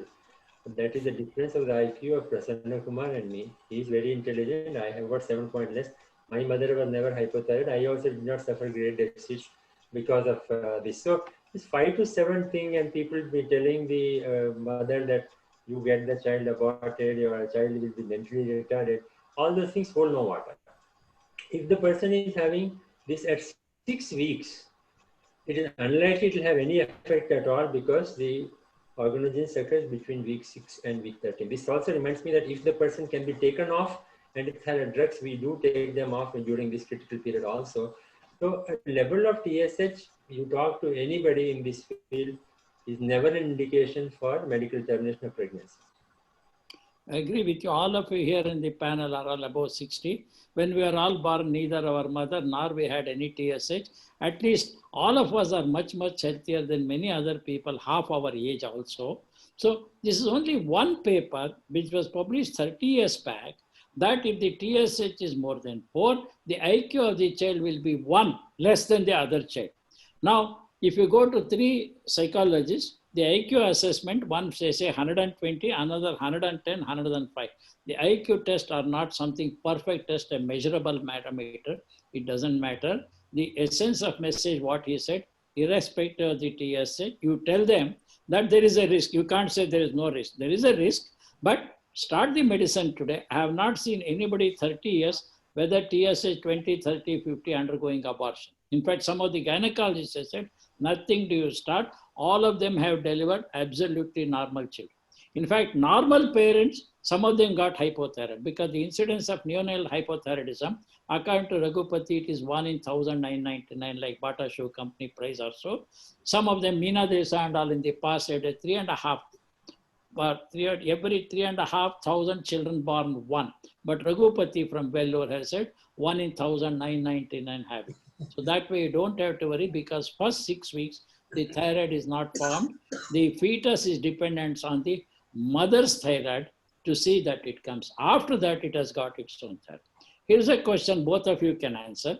What is the ideal treatment for a 51-year-old female who is juggling between hyperthyroidism and hypothyroidism? What are the complications if left as it is, Dr. Bipin? Well, if the woman is becoming hypothyroid when she sniffs anti-thyroid drugs and the moment they are stopped, she becomes grossly thyrotoxic. This is not the line of treatment to pursue. She should go for ablative treatment. And that ablative treatment in all instances is going to be radioactive iodine. Unless she has got active ophthalmopathy, which you have not mentioned in your example. But if there is an active ophthalmopathy, that may be a relative contradiction. But the answer is you must go for ablative treatment. We never send patients for surgery because it is better to have little worsening of ophthalmopathy, if at all it happens, rather than a person who cannot speak. And for lifelong calcium supplements, leave alone the very rare chances of mortality during surgery. I have had the misfortune of seeing a young girl dying out of anesthetic mishap. So when you remember all those things, this ophthalmopathy becomes a very minor complication. We tell people, you will become hypothyroid, that is our intention. It is safely done by a targeted therapy. I am not telling because Dr. Krishna is there. It is always better to have a targeted therapy and become hypothyroid rather than injure everything else and still remain toxic. I agree. Radioiodine is not, hypothyroidism is not a side effect of radioiodine. It is the desired effect. I have seen in 10 years, 20 years follow, every year 10% of radioiodine craze become hypothyroid. At the end of 10 years, 70% of all my patients who became radioiodine became hypothyroid. It is cheapest, simplest, safest, easiest, if you ask me, the best therapy. There's a question to Dr. Krishna. In what cases do we do chest scan of metastasis when the X-ray is normal? Before that, can I just interact with the previous one? Yes, sir. One of the patient with exophthalmos, grade 3 and grade 4, we avoid radioiodine, as you already mentioned here, because aggravation. We do not believe that even if, see, when I give radioiodine, the entire thyroid tissue does not disappear. Patient will become hypothyroid, all right, but there will be some amount of thyroid tissue lurking in the both lobes. Now, this tissue acts as a thyroid antigen and continues to keep the exophthalmos going, progressing. So the current thought process which came again from the US is all patients with grade 3, grade 4 exophthalmos should be made euthyroid and total thyroidectomy should be considered, so that there is no thyroid antigen available for the exophthalmos to progress. And with the assumption that this is a antigen-based exophthalmos progression. So I have philosophy here that grade 1 and grade 2, which we do here on the ultrasound, measuring the muscle size, and then grade 3, grade 4, we avoid radioiodine therapy. Coming to your this one, today in the thyroid cancer management, if the patient at the total thyroidectomy time had 5 characteristics. Number 1, the tumor size was more than 1.5 centimeter. Number 2, there was extracapsular invasion. Number 3, there was vascular invasion. There was lymphatic invasion and emboli, and there were nodal mets. In all these patients, there has got to be a high resolution CT scan done to pick up pulmonary metastasis. The incidence continues to be between 8 and 10%. And that 8 and 10% are amenable to complete disease-free status with radioiodine. Hence, we have a set pattern where in these 6 settings, we get a HRCT done. But so before treating a thyroid cancer today, we do what is called risk stratification. If they are in the low risk category, less than 1 centimeter tumor, no extracapsular, no vascular, no lymphatic invasion and all, they are called low risk category, where both the European Thyroid and the American Thyroid Association do not even recommend radioiodine scan. We just do a thyroglobulin and yearly follow-up with sonography and thyroglobulin. After doing a risk stratification, you put the patient in intermediate or high risk group, you must have a HRCT done in all those patients. Thank you, sir. There are many concerns about radioiodine. Dr. Muskan Suryavamshi has asked a question. Does frequent scanning create an ill effect on body as there are high radiation? What's your answer for it? Right. With regard to, I'm sure this, I think he's talking in the thyroid cancer setting, because in the whole body iodine scan, when we do, we are giving 4 to 5 millicurie of radioiodine. Now that has a radiation impact. So repeatedly, we never do that.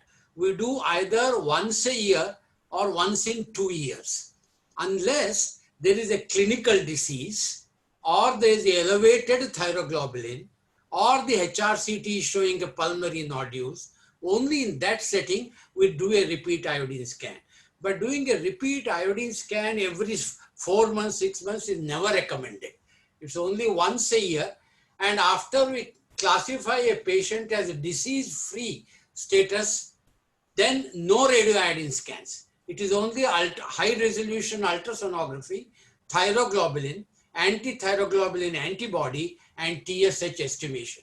These 4 things form the core of follow-up of a differentiated thyroid cancer. Many people, when they give radioiodine for Graves, they will always have an apprehension of radiation thyroiditis. Is it something to worry about? Is it common? How do you prevent it or how do you manage it? In my entire 40 years, along with my Dr. Ganatra, you must be knowing him, only one patient I had post-thyrotoxicosis radioiodine-induced thyroiditis, so much so a tracheostomy had to come. Now that is the only one patient I had seen, but there the goiter was of a moderate size, number 1. Number 2, the follicles were hypersensitive to the radioiodine. So there was a severe radiation-induced edema producing a severe tracheal compression. But this incidence is too low. In fact, it is less, around 1 to 2%, depending upon the size of the goiter. And you must not treat a large size goiter with radioiodine, because you will be giving again, and that would not be an ideal way of looking at it. And in As you terms of management, in a conventional radiation inflammatory reaction, we manage with steroids and local all sorts of measures we take. Normally they settle down within 3 days with the steroid medications and anti-inflammatory drugs. Rarely you come to a situation like what I mentioned. I also agree with you. In 35 years, I have seen not even two handful, one handful of post-radiation thyroiditis. Especially this is seen in elderly people, not in young persons as such.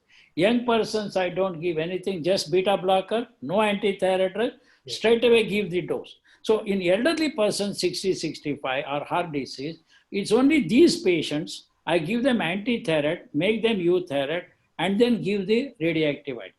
Now there are two sets of people. One who took anti-thyroid drug days, months, years together. The other naive. We done a study, we have published 2 papers that if you take anti-thyroid drugs before radiation, efficacy of radiation come back. It has been proved by other. Krishna, Sheshadri and others also sent a paper. We published this 10-year retrospective analysis. So that way I am very comfortable giving first line unless they are very old. Atrial fibrillation, cardiac, this one, 98% of the patients are not old, they don't have cardiac disease, they are young, just beta blocker to make them symptomatically better, first line of treatment. And also people have a wrong concept, as if there is a follicular cell, when you give radiation, the cell will burst, release all of that. Does not occur at all. It goes into the cell. Beta radiation is only a few millimeters. How can it see that aggravates? So these are some of the things which have got apprehension, which has not much of a water. That's why with your vast experience of 4 decades, you are very comfortable. If any problem, they will come back to you. So I don't think there should be much of a problem managing such cases. Thank you. There's a question by Dr. Jyoti to Dr. Bipin Sethi. How do we manage a teenager with irregular periods, overweight to obese, no thyroid symptoms other than this? TSH 9.42, T3 is 143, T4 is 8.98. I think you ignore the TSH to the extent that as the cause of all her problems. We have a joke in our unit that all obese people have some excuse or the other. The thyroid patients seem to have a valid excuse for their obesity. So you should not think that this is causing anything. However, you can keep her under observation. If there is a family history of hypothyroidism, she could jolly well be having Hashimoto thyroiditis, subclinical hypothyroidism, which might progress. But this is not the cause of her irregular period. This is not the cause of her obesity. Even if you treat it, she is not going to change. So look for things like polycystic ovarian disease or perimenarcheal menstrual dysfunction. That is what I want to communicate. But keep her on follow-up. You retest it after 3 months. You will get an answer. This 9 becomes 12 now, or the 9 becomes 2.2 now. Some people who are obese, they may not have levels up to 9, can have 1 to 1.5 micrograms elevation because obesity itself. That was very clear in the bariatric surgery series. You do bariatric surgery, the TSH comes down by 1.5 or 1.3. There's a question from Dr. Bikash Chandrananda. What are the next differential diagnoses if a patient is requiring about 200 microgram of thyroxine with 60 kg weight and presuming checking that his compliance is 100%? What will you do in that patient? Yes, so you have, as I told you, you could have, theoretically speaking, a patient who is, we are not talking about this patient, the patient who did not have a proper diagnosis. She was having a TSH resistant state. So you would have had TSH, thyroid hormone, TSH could be high in that. Patient could be having a TSH producing tumor. Patient will not be looking hypothyroid, but that could be a problem. There could be an antibody interference in the estimation of TSH itself. And then, of course, we talked about the drugs like iron, calcium, taking bile acid equivalent. Some people are now taking it for cholesterol lowering. Person becoming pregnant, person becoming obese. These instances can be there, or person may be using date expired medications also. Sometimes people do that, and if they're taking about, or he might have changed to a batch. You find something very silly. For a bottle that costs 130 rupees, people go to buy a tablet which is costing 70 rupees. It does not have enough thyroxine, and it happens when people move from CGHS or people move from PGHS and they buy any medicine and they give it. One medication which is written in the world literature, you should not change the brand of, is levothyroxine. You should not change from one brand to another. So this might be another reason. So there can be a series of issues which might be causing malabsorption, increased requirement, increased drug metabolism, a wrong assay technique. Before you say that, as Dr. Prasanna Kumar said, please look at the T4 also. If the T4 is 10.4, 11.2 microgram per deciliter, what is the great thing in changing this number from, say, 7.4 to 5.0, unless you're wanting to please your gynecology colleague that she, I brought the number into 2.5. The patient is already having a T4 of at 16.5, TSH is at 29. What does it matter? If the patient is actually showing you that there is overdosing and intermittent omission of the medication. And again, some of the people ask one question, sir, which laboratory is good, which is accurate? Every state has laboratory, and a physician or family physician has this one. Which laboratory they should send? Do you have an answer for it? I think everybody who asked that question knows the answer also. It is not the laboratory which gives you a discount. It is not the laboratory Yes. that gives something else. Yeah, It is a laboratory which is NABL certified.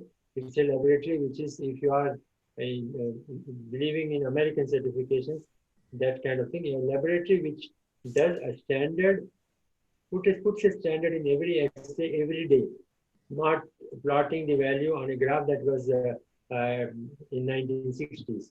So if it is run in a very standard manner with a kit which is standard, instrumentation is standard, and it is viewed by a standard biochemist. We have a wonderful person, Dr. Shanti Naidu, who looks into each report. The reports are not released without conversation with the clinician. If you have that kind of involvement, that laboratory is good, whether they charge 500 rupees or they charge 50 rupees. Dr. Krishna. Dr. Bipin, I have one important issue here. In the thyroid cancer scenario, we replace the thyroxine to the patient and to the level that the TSH remains quite suppressed so that the cancer cell is not stimulated. That's the fundamental concept. While we do that, majority of the patients, what we see is the T4, when the patients are on thyroxine, either Thyronorm or Eltroxin, T4 is on the higher side, but T3 is normal, right? What I want to know, should we value more towards the T3 or value the T4 while reducing the dose? In these instances, with due respect to everybody, we will be looking at the biochemical response, complete, incomplete, or indeterminate, to decide the TSH value. The T4 is not coming into the picture. Body is more intelligent. Therefore, though we are making T4 available, it is converting to what it requires. T3. You will never have T3 toxicosis by giving T4. That is the reason why T3 supplementations in hypothyroidism are seldom given, because you can make a person T3 toxic by giving a short-acting T3 preparation. This is expected. High T4, suppressed TSH, and a normal T3, because the body just Managing.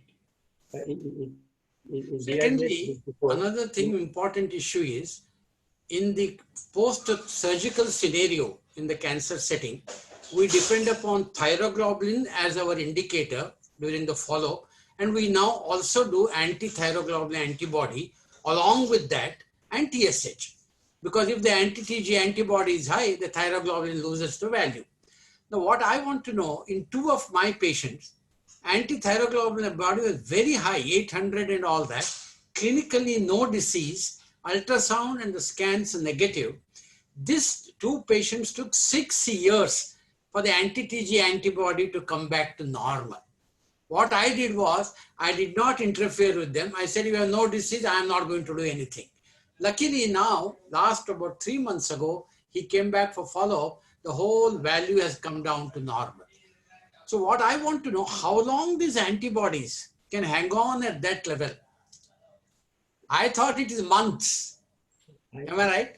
You are right, but when you say that as a joiner, I would say that rising anti-thyroglobulin antibody Yes. considered as an indicator of disease activity. Correct. That's right. So, given the antibodies which we are also trying to generate after the jabs, we know that the IgG antibodies hardly last for more than 3 to 6 months. So there might have been some antigen somewhere eliciting this response, and once that antigen went away, the antibodies came down. It is not the antibody which was formed 6 years ago is hanging in the patient's body. I wish that was the case. It is not the case. No, in other words, I was asking biological half-life of an It is antithyroglobulin 3 antibody. months. That is why that we get this from microbiology and also the natural history of neonatal thyrotoxicosis due to Crab antibody transfer. By 3 months, the children are all okay. Not. Not only that, there are a lot of studies to show in the general population, the 8% have antibody. What are you treating? Are you treating antibody or disease? As you said, people come with, sir, my anti-TPO is 1 in 100. Your TSH is 2.2, don't worry. So even in general population, anti-TPO, today we stopped doing all TMA, blah, blah, and all microzoal and all that. There's only one anti-TPO and 8%, this was done by my colleague, Dr. Amrish Mittal, 30 years back, 8% of general population have antibody. So we don't have to worry unless clinically associated. There are 1 or 2 questions which I want Dr. Bipin to answer. Dr. Sadanand Naik, I think we should close to another 2-3 minutes as per organizers.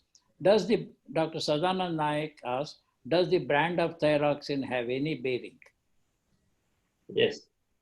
As I told you, if we are not sold off to multinationals, there should be traceability of that particular brand, and there are standards on stability in the room temperature, stability of the vial in number of days after manufacture, and very few manufacturers come into this category. Abbott, Glaxo, Merck, and lately an Indian company, I think it is Intas, which have got these kind of disintegration curves, the stability day to day, vial to vial, batch to batch. And if that is the standard, then it is okay. See, at the most, you are spending 1.3 rupees per day for the treatment. If you cannot afford that also, then I think that is not a good thing.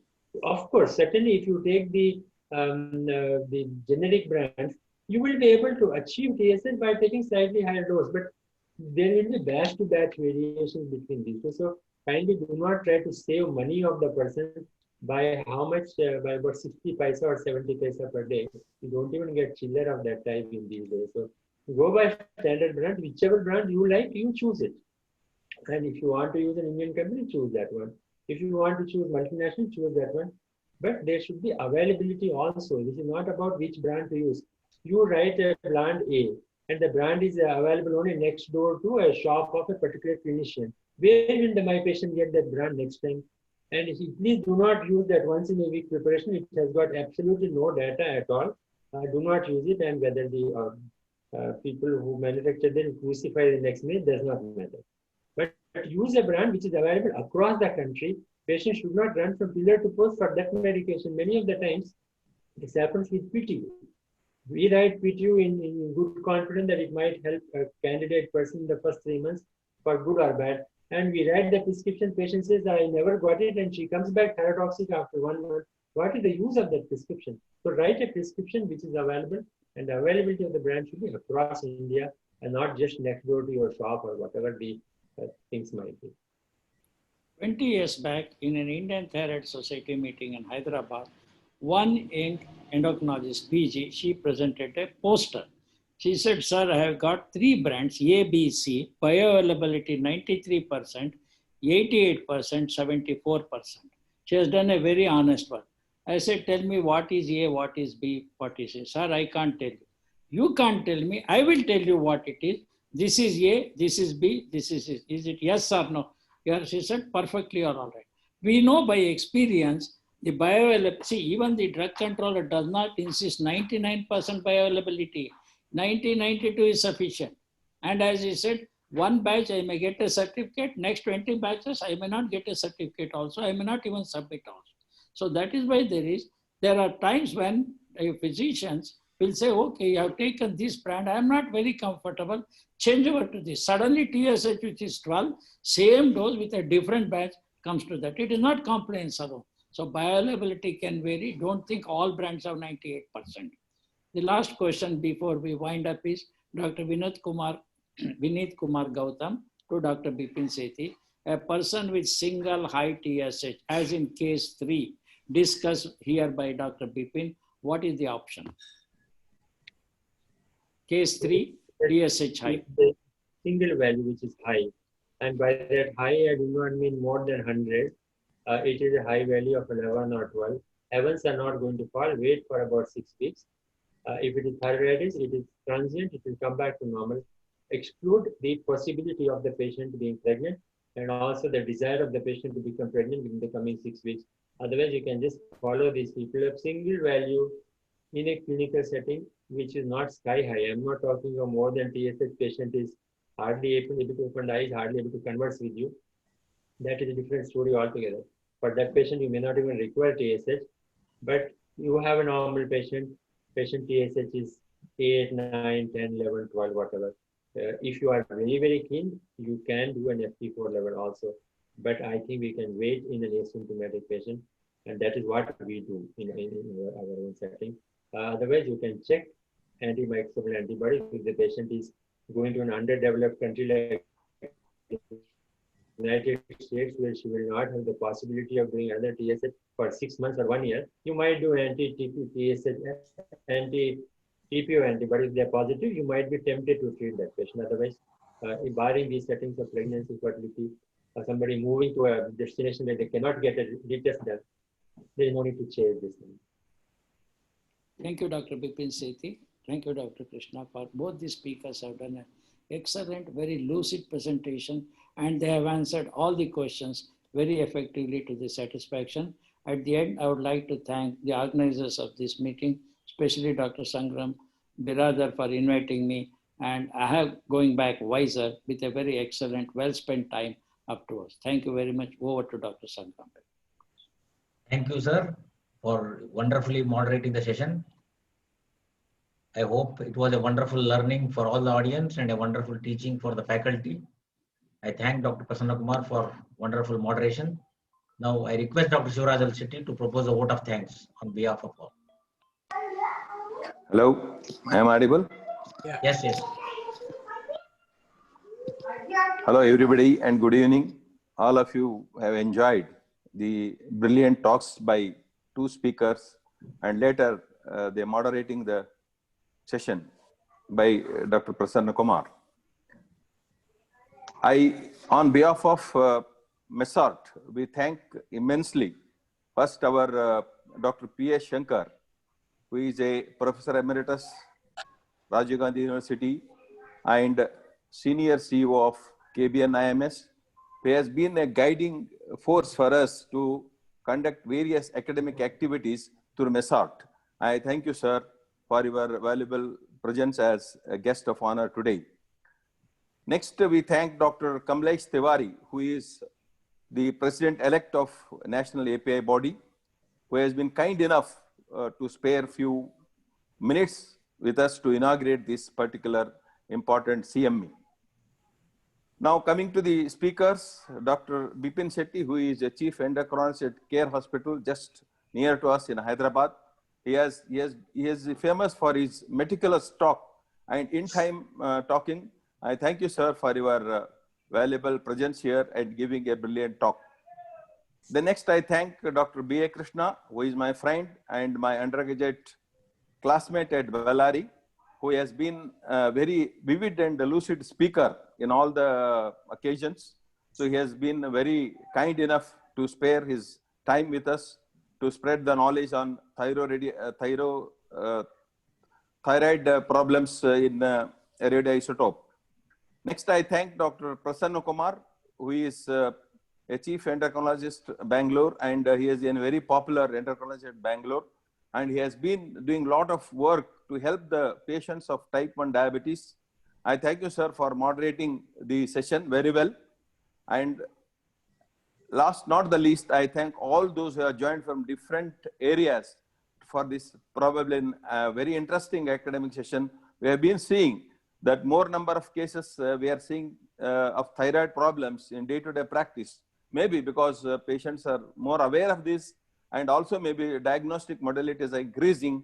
So we had a wonderful session. Once again, I thank all the speakers, panelists, and the viewers who have joined from various places. Thank you, one and all. Thank you. Thank you, sir. Thank you, one and all. We will sign out for today's. Thank you, Dr. Bipin Okay, Shetty. sir. Thank you, Dr. Prasanna Kumar, sir. Thank you, Dr. Krishna. Thank you. Be safe. Good night. Take care. Okay. Yeah. Thank An you. era of Take care. vaccine. Bye, all of you. Yeah. Thank you. Good night. Vaccination drive Right, is right. going on. So hope everybody will get vaccinated. Thank you. Thank you, sir. Thank you. Thank you very much. Thank you, sir.